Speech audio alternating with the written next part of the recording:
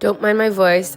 My family's just getting over a cold, which is why I actually made this banana bread. It's a great lazy weekend snack, or when you're not feeling well, you dump it all in one bowl, pop it in the oven, and you are all set. This is a chocolate chip walnut banana bread made with almond flour and coconut flour. We're going to start by mashing up 2 super ripe bananas. I find the easiest way to do this is to do it on a flat cutting board as opposed to doing it in your bowl. You can get it much more smooth and mashed. You can mash this as much as you like. You can leave some chunks if you like to have some chunks in your banana bread. I've got it mashed pretty smooth, and then we're going to scrape this into our mixing bowl. And we're going to add the rest of our wet ingredients, which is 3 large eggs, or you can do 3 flax eggs to make this egg-free vegan. Then we're going to add 1 teaspoon of vanilla extract. That's my homemade vanilla extract right there. And then we're going to add a 1/4 cup or 4 tablespoons of maple syrup.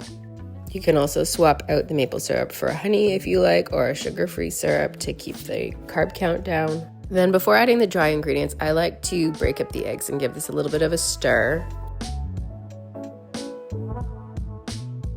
Then we're going to add our dry ingredients right into this bowl, starting with 1 cup or 130 grams of almond flour, and then 2 tablespoons of coconut flour, then a teaspoon of baking soda, a 1/2 teaspoon of salt, and then we're going to add our mix-ins. You can go with 1 whole cup of your nuts of choice, like walnuts, or you can split it in half, and we're doing 1/2 cup of walnuts and 1/2 cup of dark chocolate chips. Then we're just going to give that another quick stir till it comes together. You don't need to mix this too much. Careful to overmix, just like a muffin batter. You just want it to have all the dry stuff incorporated.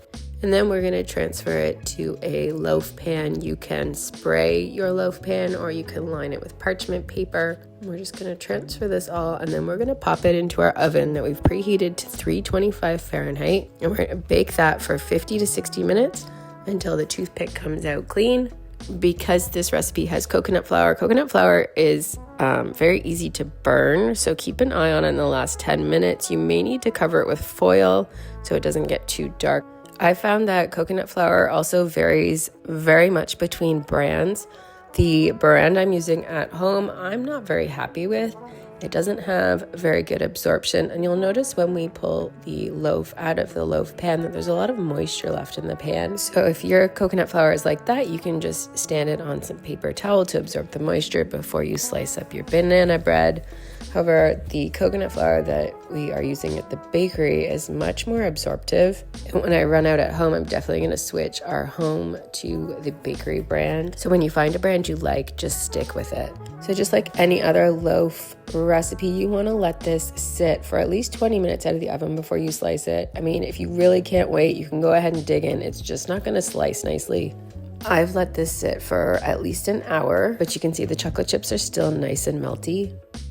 And you can see all the chocolate chips in there and the walnut, and it's super moist. And you saw how easy it came together in one mixing bowl and with a fork. No mixer required. And if you've watched any of my other banana bread, zucchini bread, pumpkin loaf recipes, you'll know that I absolutely love to serve this warm with a scoop of vanilla ice cream.